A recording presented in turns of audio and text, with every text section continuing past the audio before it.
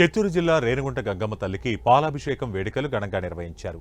ఈ సందర్భంగా 1008 పాలబిందెలతో రేణిగుంట పట్టణంలోని నడివీధి గంగమ్మ సోలం వద్ద నుండి గంగమ్మ తల్లి ఆలయం వరకు భక్తి శ్రద్ధలతో మహిళలు పాలబిందెలను ఓం శక్తి పరాశక్తి అంటూ గంగమ్మ తల్లిని స్మరించుకుంటూ ఆలయానికి చేరుకుని పాలాభిషేకం చేశారు.